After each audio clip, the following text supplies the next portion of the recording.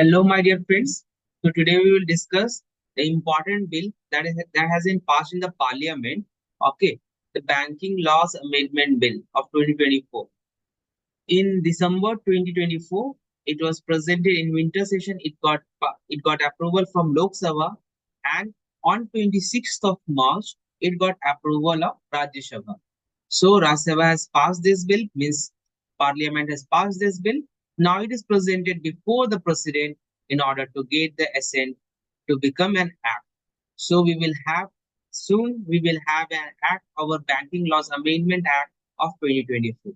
So every one of you must know about this act, this upcoming act, that what are the major changes that has been announced in this bill. All right, and how it is going to affect the other effective acts in our country.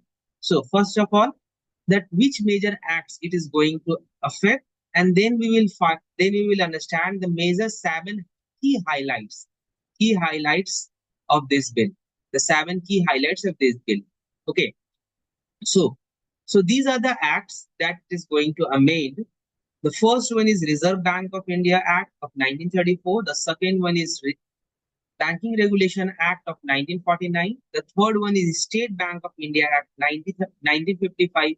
The fourth one is Banking Companies Acquisition and Transfer of Undertakings Act of 1970. And the fifth one is Banking Companies Acquisition and Transfer of Undertakings Act of 1980. Okay, these five acts are going to be effected after the implementation of Banking Laws Amendment Act of 2024. All right. Now, coming to the highlights, the key highlights, the major changes that have been announced in this bill. The first major change was regarding the nomination.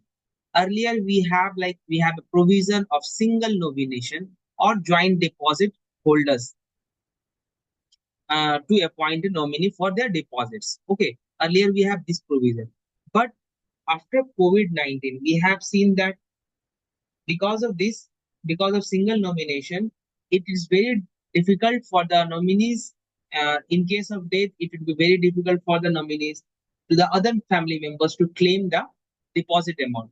In light of that, in wake of that, Parliament had approved the nomination, and in that order, it has approved to increase the nomination from 1 to 4. Means bill allows the appointment of up to 4 nominees for these purposes. They can be appointed either successively or simultaneously, while for other purpose they can be appointed successively. So what do you understand by successively or simultaneously? In case of simultaneous nominees, the nominees will be effective in a declared proportion, means declared about the percentage of claim. Like suppose first nominee is going to claim 20%, the second nominee is going to claim like 30%, the third nominee is going to claim 25%, and the fourth nominee is going to claim the 25%. So this is called declared proportion. In this way, you can simultaneously appoint your nominees. All right. Now, coming to the next important highlights, important changes of this bill, of this upcoming act. Substantial interest in a company, means it is talking about the directorship. Okay, and this was pending from last 6 decades. Okay, that they were demanding to increase the threshold of this shares of directorship from 5 lakhs to 2 crore. Okay, so it got approval finally by the Parliament of our country.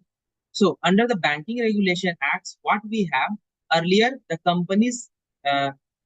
the substantial interest in a company refers to holding share of up to 5 lakh of rupees or 10% of the paid up capital of that particular company, whichever is less. So this bill has amended it, and now the directorships, which may include an individual, his spouse, or minor children, either individually or collectively, they can increase the threshold limit right from 5 lakh rupees to 2 crore.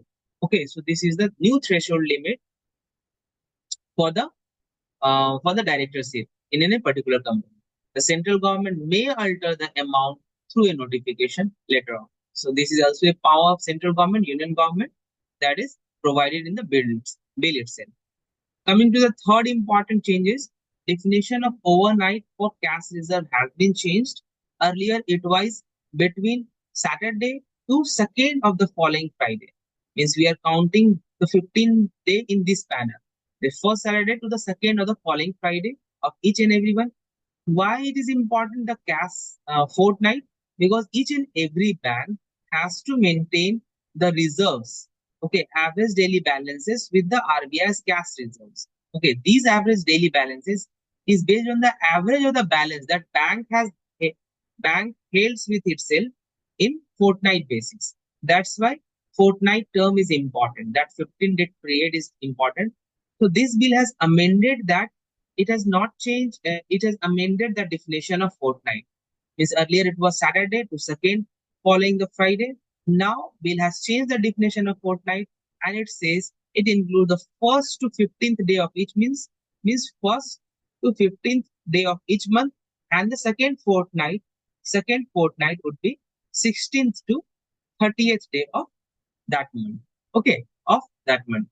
So the definition of fortnight has been changed in order to avoid such some sort of uh, confusions. Right. Coming to the next important changes, the fourth change, tenure of directors. Tenure of directors of cooperative banks. So we have earlier we have Banking Regulation Act. It prohibits the director of a bank to hold office for more than 8 years. Earlier we have the directors can not hold the office for more than 8 years, but bill has amended and it increased this period to 10 years for the cooperative banks. Therefore, it amended the Cooperative Bank Act as well, right. So it was increased from 10 to 8 to 10 years. All right, for the directorship. The fifth important amendment regarding the prohibition on common directors in case of cooperative banks. So Banking Regulation Act prohibits a director of on a bank's board to serve the board of another bank. This is being prohibited. Means director on bank board cannot serve as a board of another director. But this bill has amended it, and but this provision was do not apply to the directors appointed by RBI. Now, what is the amendment? The bill extends these exemptions to the director of central cooperative banks. This exemption will also apply where he is elected to the board of state cooperative bank in which he is a member. So these two exemptions were extended. Earlier, we have an exemption with only those appointees which are appointed by RBI itself. So these were the two new exemptions with respect to serving of directors in the board of the cooperative bank. All right. Now, coming to the sixth amendment, settlement of unclaimed amount. We know that whatever amount, if it remains unclaimed for 7 years, then that amount will be transferred to Investor Education and Protection Fund, EEPF. So, bill has widened the ambit of the fund, this Investor Education and Protection Fund, and it has included the dividend over the shares, and simultaneously it included the interest over the bonds. So earlier we have like uh, we used to transfer the unpaid or unclaimed dividend only, but now the definition has broadened from dividend as well as bonds. So the first one is shares for which the dividend has not been paid or claimed for 7 consecutive years, that will be transferred to IEPF account. All right, fund. And the second one is if any interest or redemption amounts for bonds which is unpaid or unclaimed for 7 consecutive years, that will also get transferred to Investor Education and Protection Fund.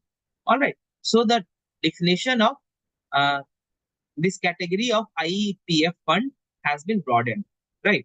Any person whose shares of or unclaimed unpaid money is transferred to IEF can claim the transfer or refund even after 7 years. Okay. If your money is uh, held by IEPF fund, then after 10 or 20 years, you can again reclaim your fund. Okay. Now, coming to the last amendment of this bill regarding the remuneration of auditors. So at present, we have a remuneration paid to the auditors of the bank is fixed by RBI in consultation with the central government. Now, bill empowers the bank to decide the remuneration for their auditors. So now the power of deciding the remuneration shifted from RBI and central government to bank itself. So these are the seven key changes that had been brought up by Banking Regulation Act, Banking Regulation Amendment Bill, and soon it will become Act. All right, after getting the assent of the president. So that's all for today, my dear friends. Thank you very much. Take care. Bye bye. And you can also take a screenshot of uh, these changes. You can take this screenshot. The key amendments, the nomination, the substantial interest in the company, definition of fortnight has been changed. And here also you can take this screenshot. Okay, bye bye. Take care.